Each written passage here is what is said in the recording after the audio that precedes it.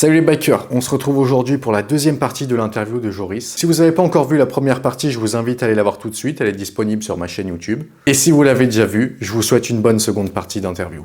Qu'est-ce que tu fais comme travail pour pouvoir te permettre de partir comme ça régulièrement en road trip moi j'ai la chance d'être dans une société familiale et d'être commercial ferroviaire.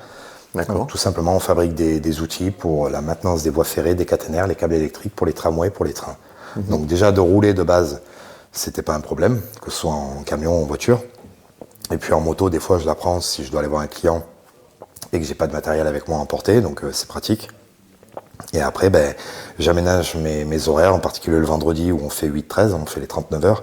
Bon, quand j'ai des clients australiens, américains ou quoi, peu importe, je suis à la maison, ça m'arrivait de dépanner à 3h du mat en FaceTime, c'est pas du tout un problème, mais le vendredi c'est 8-13, et puis en ce moment, comme je fais la tournée des chapters européens et surtout francophones, je pose, et puis j'ai pas mal de routes à faire, des 8-9 heures où il faut l'après-midi que je sois à la concession, donc pas le choix. Et puis le travail c'est très très bien, c'est très très important, mais la passion est d'essayer de vivre sa passion à fond. Je trouve que c'est ce qui est le plus important pour moi par rapport aux rencontres que tu peux avoir après, par rapport à ce que tu vas diffuser comme image et valeur auprès de tes enfants. C'est pas juste des valeurs, c'est expliquer et faire comprendre aux gens que tu vas rencontrer ou que tu côtoies et à tes enfants qu'il faut savoir se faire plaisir dans la vie, il faut savoir vivre ses rêves à fond, parce que tout peut s'arrêter du jour au lendemain. La maladie, le boulot, selon ce que c'est, la mort, et puis voilà quoi, il faut savoir vivre à fond. Il faut savoir vivre à fond, ça veut dire être dépensier, certes, mais après tu peux faire un peu moins que ce que je fais, et mettre un peu de côté, et voilà, mais moi le problème c'est d'avoir fait mon premier road trip aux US, ça m'a ouvert un champ de vision et ça devient très très dur en fait de rester statique à la maison où tu sais dans une culture t'as envie de partir. Et puis dans une culture un peu fermée, pas tant la culture en elle-même, mais des gens qui voyagent pas, il y en a, c'est pas leur truc, mais ça reste un peu des esprits un peu étroits, un peu fermés, et c'est très dur de te faire comprendre quand quand tu as beaucoup voyagé comme ça. Donc j'ai toujours besoin de reprendre la route et de me sentir m'évader et de vivre pleinement, surtout quand tu es à l'étranger très loin, que tout peut t'arriver, encore une fois, et c'est là que tu te sens le plus vivant et que tu sens que tu fais quelque chose de ta vie et que tu n'es pas dans un cadre, malheureusement pour beaucoup de personnes qui n'ont pas le choix, et c'est ça la vraie réalité de nos jours, c'est que tu rentres dans un moule et tu t'en sors plus, quoi. Tu t'en sors plus, et moi je refuse, donc alors à un certain niveau, tu es quand même obligé de bosser, mais voilà, tu bosses pas, tu n'as pas d'argent, tu peux pas voyager, c'est toujours pareil, c'est le cercle, mais voilà, je m'autofinance. Si des gens pensent que j'ai des sponsors, j'en ai pas. Mes parents m'aident pas mal aussi sur certains trucs, tout ce qui est niveau horaire. Des fois aussi, ils m'aident un peu financièrement, selon ce que c'est, des imprévus.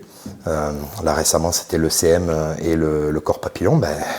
Il a fallu qu'ils m'avancent un petit peu. Donc voilà, parce que je m'autofinance là pour aller voir tout ce qui est chapter et concess, en frais de péage et d'essence, ça y va. Puis l'été, voilà. Donc c'est soit ta famille t'aide un peu, soit tu es tout seul, et sacré courage pour ceux qui arrivent tout seuls. Soit tu arrives à vendre quelque chose aux gens qui te suivent. Moi pour l'instant c'est pas dans mon optique. Mon optique c'est je vends du rêve comme je peux, à la hauteur que je peux. Après peut-être pourquoi pas justement, on serait bien aussi, ce que tu fais. Peut-être. Je sais pas, que tu sois sponsorisé déjà.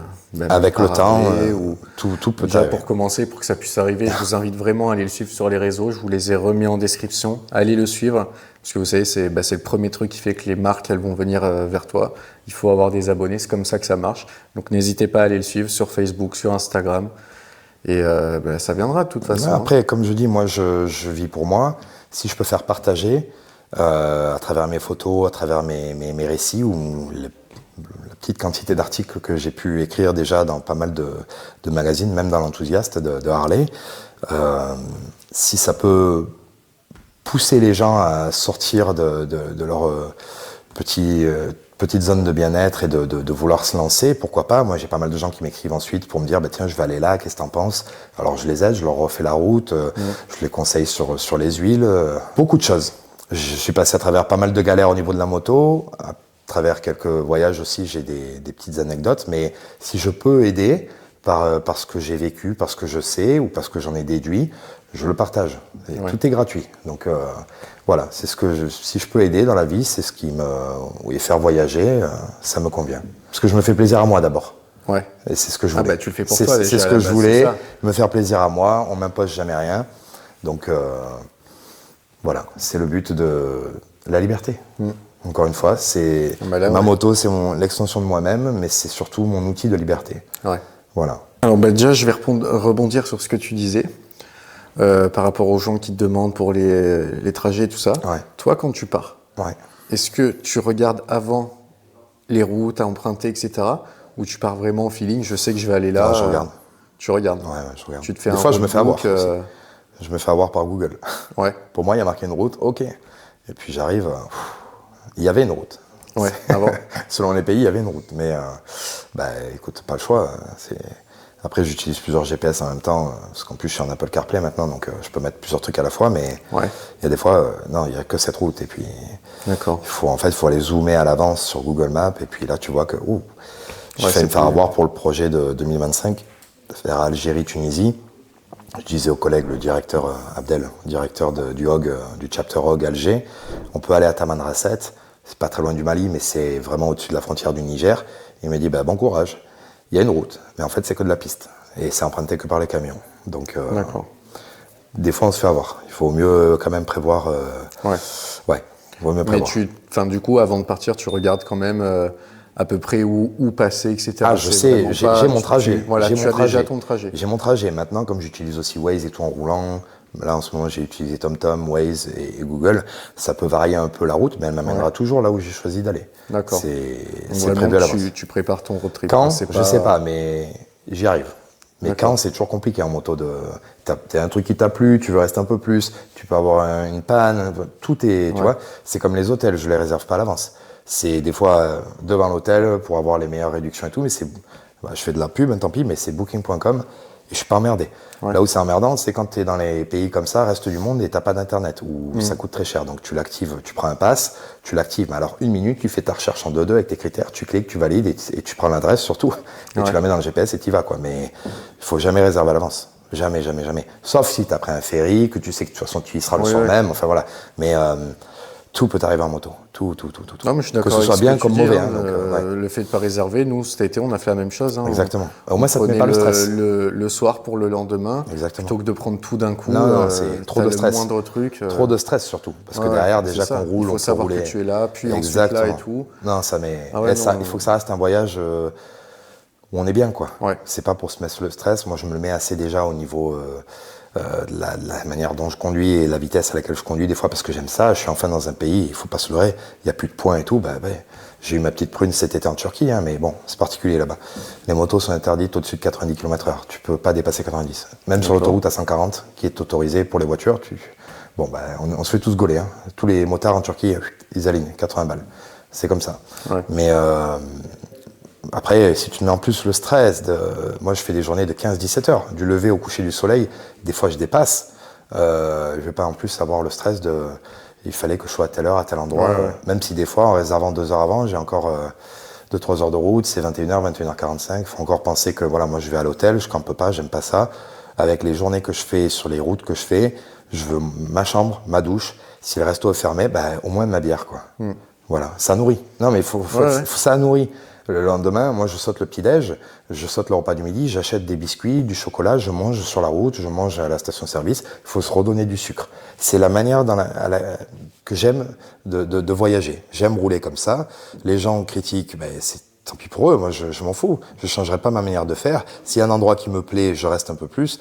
Et comme je dis toujours, s'il y a un endroit qui m'a vraiment plu, je peux y retourner soit en moto, soit si c'est trop loin, j'y retourne en avion. Et au moins, je prendrai le temps qu'il faut pour visiter encore mieux. Mais moi, j'aime rouler comme ça. Ça reste un voyage moto.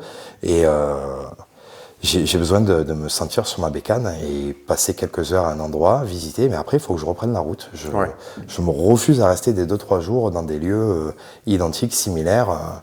Voilà, il faut que je voie de nouvelles choses. Est-ce que tu comptes changer de moto ou Jamais. tu vas la garder? Jamais. Jusqu'à la fin de vie de la moto? Non, moi, en fait, la fin de vie, c'est toujours facile. Hein. Tant que tu peux payer pour changer des pièces, ça tient, quoi. Après, ça serait le seul truc, ça serait le cadre, et encore, tu peux faire réparer, quoi. Ouais. Maintenant, si un jour, la changer, non, parce que je la garderai toujours. Il y a trop de souvenirs. Maintenant, plus tard, passer sur un modèle beaucoup plus récent, mais maintenant, je sais quoi acheter aussi comme option dessus, donc je ne me ferai pas avoir 2 fois. Ça, je ne suis pas fermé à cette idée-là. Ou si un jour, quelqu'un veut me prêter une bécane, faire un test, aller faire un road trip avec, ça non plus, je suis pas fermé à l'idée. Parce que de toute façon, moi, je suis partant pour faire. Comment dire? La moto, moi, je la trouve belle. Ouais. Après, c'est pas mon style. Je sais pas, j'aime les trucs qui vivent, j'aime les trucs gros, lourds, j'aime les trucs qui imposent. Après, moi, j'ai plein de potes qui roulent et j'ai mes potes Greg et là, les Polonais, la Screw It, Let's Ride, les mecs qui roulent en panne, ils se régalent. Mais lui, il avait un touring, hein, il l'a toujours à la maison, hein, il a commencé comme ça. Derrière, je suis pas contre, mais je pense qu'il me faut une période d'adaptation. Ouais. Après, moi, je me verrai plus, peu importe, un gros, les derniers CVO ou quoi, Road Glide ou même Ultra. Ils sont sympas. Même si c'est Ultra, parce que pas besoin pour moi d'avoir un truc hyper boosté ou quoi, mais ouais, en fait, je sais pas, je suis attaché à ces tourings en fait. C'est pas que j'ai quelque chose contre. J'ai été monté une fois sur une GS, une fois, d'un collègue. J'ai pas pu. C'était hyper haut et tout. Là, je suis monté sur un Pan America à la Concesse à Annecy, à Spirit of Eagle. Bah déjà, elle se baisse et tout automatiquement, donc c'était pas mal. Ouais. Après, j'ai besoin de ma musique, j'ai besoin de ces vibrations, j'ai besoin de me sentir baroudeur, quoi. De me sentir baroudeur, pouvoir rouler en t-shirt comme je fais à chaque fois. S'il y a des pays sans casque, ça saute. Et puis c'est mon problème. Mais derrière, je suis pas fermé. Ok. Mais je suis vraiment bloqué sur les tourings, quoi. Ouais. Ok, ça marche. Donc pour le moment, on la verra encore un moment. Ah maintenant, elle est connue à 300 000. Donc si je m'arrête, c'est un peu con. Donc je vais continuer à monter. Et puis, tu sais, je tourne entre 30 à 50 000 par an. Je suis déjà à 49 500 là. Ouais. Donc j'ai pas fini encore. J'ai peut-être entre 7 à 9 000 bornes à mettre cette année. Donc je vais exploser mon record. Donc si tous les 2 ans je fais ça, ça va aller vite, quoi. Ouais. Donc voilà. Bientôt les 500 000. Avec le temps, ouais. 2 voire 3 ans, ouais. On fera une vidéo à ce moment-là. Ouais. Déjà, tu viens de les faire, les 300 000 en plus. Elle a 300, ouais, je suis à 300 000, 200 ou 300. Donc, ouais. Au final, c'est la vidéo anniversaire des 300 000. Voilà, c'est... Juste pour les 300 000. C'était le week-end dernier, enfin pas celui-là, mais celui d'avant, quoi. Donc, ouais, quand t'es allé voir une concession, du coup. Non, je suis allé rouler bêtement en Italie, je suis revenu, quoi. Juste pour les faire. Ouais, je voulais plus tourner en France, je suis allé en Italie. voir le 3 devant le compteur, quoi. Ouais, en plus c'est arrivé juste avant la Ciotat sur l'autoroute, il fallait que je sorte et tout, il n'y avait plus de voie d'urgence, donc mais je suis allé en Italie, puis au passage je suis allé boire un verre avec des collègues qui habitent dans le Var mais qui étaient en Italie, donc 30 minutes, un café, je dis allez, je repars. C'était mort de rire, quoi. J'ai bientôt mes 300. Ils ont l'habitude. Je fais ça souvent, c'est pas la première fois que je m'arrête. La dernière fois, c'était, je crois, quand je revenais d'Ukraine aussi en one shot. J'étais monté fin octobre. 6 jours de voyage au total, un jour de visite dans Kiev, donc 5 jours au total l'aller-retour, 5400 km. Donc je m'étais arrêté au retour à 2 potes, un qui était dans les champs et un qui était chez lui à peu près, quoi. Donc ouais, j'ai pas mal de monde qui me suit, qui m'attend et j'aime ça en fait. Ça fédère. La moto fédère et voilà, encore plus quand tu commences à faire quelques articles, que tu postes souvent, que tu fais voyager, rêver les gens, t'as des gens qui t'accueillent les bras ouverts, quoi. Et puis souvent ils veulent que je reste chez eux et tout, mais je peux pas, quoi. Mais je leur dis, je viens s'il y a une bière. Ça, ouais, c'est même en pleine journée et tout, il n'y a pas de problème. Elle est 442, vous pouvez venir aussi, la bière. Elle est très bonne. Et un super accueil. Faut la montrer, je pense, pour pas se faire travailler sur YouTube, mais elle est bonne en tout cas. Un super accueil par des grilles qui aiment ce qu'ils font et qui sont ouverts à la conversation pour renseigner au mieux et surtout dépanner, réviser et même faire tout ce qui est optimisation de la bécane ou projet. Là, c'est de la promo pure, mais parce que ça en vaut le coup. Moi, quand ça me plaît pas, j'en parle pas. Quand ça me plaît, je le balance sur les réseaux, je le dis là, voilà. Eh ben écoute, j'ai une dernière question, enfin c'est même pas vraiment une question. Est-ce que tu as une anecdote en particulier à nous raconter vraiment le truc, je sais pas, que tu vas raconter quand tu croises quelqu'un, que tu lui racontes ce que tu fais dans la vie, laquelle tu vas raconter? En moto. Ouais. Bon, USA, Canada, j'ai pas eu vraiment d'anecdote, c'était plutôt sympa et pas de grosses surprises. Ma première anecdote en termes humains, on va dire. Je suis désolé de le dire pour le pays concerné, j'ai trouvé très très beau l'Albanie, mais j'ai eu un petit accueil dans les montagnes, dans un village, pour un détour Waze de 5 minutes. J'aurais dû rester sur l'axe principal. Les pièges à l'albanaise, des petits jeunes, de la caillasse, et puis ça se barre dans les ruelles du petit village, donc j'ai voulu les suivre, et puis après je suis revenu à la bécane, mais en gros le piège c'est, tu reviens, t'as plus de bécane, tu te retournes, tu te fais dépouiller, enfin voilà. Ça c'est la première. Deuxième anecdote, entendre quelques bombardements en Ukraine de nuit, des alarmes, bombardements, des sirènes, quoi, j'étais habitué, quoi, après, ou des checkpoints équipés comme des commandos, ça aussi. Et la dernière, alors une anecdote très belle pour moi, c'est d'avoir pu atteindre dans le Grand Caucase Oujgouli. Oujgouli, derrière c'est la Tchétchénie. On est très haut dans les montagnes. Enfin, le village en lui-même n'est pas hyper haut, mais l'accès est hyper compliqué. C'est un des plus hauts villages considérés donc d'Europe, habité depuis des siècles, mais l'accès est hyper compliqué, les routes elles sont encore en construction, il pleuvait, et en face tu arrives, t'es au pied d'un glacier, et c'est des montagnes à plus de 5000 mètres, quoi. Et puis c'est extraordinaire. Et les seules bécanes que j'ai vues là-haut, c'était quelques trails, très peu de GS, mais des petites motos, quoi, qui passaient, tu vois. Et moi, j'étais le seul avec mon touring et mes pneus lisses, enfin, t'as compris, quoi. J'ai pas des pneus crampons ou quoi, donc c'était vraiment un souvenir magnifique d'avoir réussi ça, quoi. Et d'ailleurs, c'était les potes, Eric Lobo et Mallory, qui m'avaient poussé et ils m'ont dit ça serait bête de passer à côté. Ouais. Tu y es, tu es à Mestia, ça serait bête de passer à côté. Donc, j'étais très fier quand j'ai réussi, surtout de voir la patinoire de boue que c'était pour monter. Enfin ouais, c'était complexe, quoi. C'était complexe, mais t'as ce sentiment de... Tu l'as fait. Tu l'as fait. Et pas avec une moto pour, quoi. Donc, ouais, surtout, ouais. C'est une très très belle anecdote. Bah, après, le côté humain, bon, en Albanie, c'est les villages, dans les montagnes, c'est compliqué. Sur la côte, c'est pas comme ça. Eh bien, écoute, Joris, je te remercie. Merci à toi. Moi, j'ai fait le tour des questions. Donc, est-ce que tu as quelque chose à dire en particulier, quelque chose que tu aimerais dire Ben, vivez vos rêves. On n'a qu'une vie. Faut savoir se lancer et puis ça a un coût. Mais c'est comme une addiction, hein. De toute façon, si on veut être heureux et que c'est la bécane, ça a un coût tôt ou tard. Mais vaut mieux ça que d'autres saloperies, quoi. Donc, faites-vous plaisir et on n'a qu'une vie. Voilà, tout simplement. On ne sait pas de quoi demain est fait et ça serait con de passer à côté ou d'attendre la retraite quand on sera en mauvaise santé pour aller rouler, quoi. Voilà. Merci Joris, c'était vraiment super. Encore une fois, n'hésitez pas à aller vous abonner à ces réseaux sociaux qui sont en description. Franchement, ça vaut le coup. Vous allez suivre ses road trips, etc., les pays qu'il visite. Donc, il y a matière à suivre. Encore une fois, merci au 442. Vraiment, merci. Ouais. Regardez ce qu'ils nous ont laissé faire. C'est vraiment super, super de nous avoir laissé faire vraiment un plateau, tout ça. Un grand merci à eux. À chaque fois, ils m'accueillent pour faire les présentations des motos. Et puis aujourd'hui, ça. Donc là, il est 20h45. Ils sont encore là. Ils sont restés ouverts pour nous.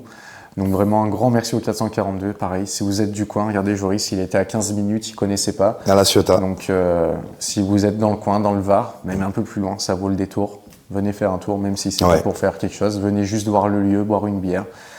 Vous ne serez pas déçus. Non. La bise les bikers, à la prochaine. Et surtout n'hésitez pas à vous abonner à cette chaîne YouTube parce que du coup il va y avoir d'autres vidéos comme ça. C'est que le début. Ciao les bikers. Ciao.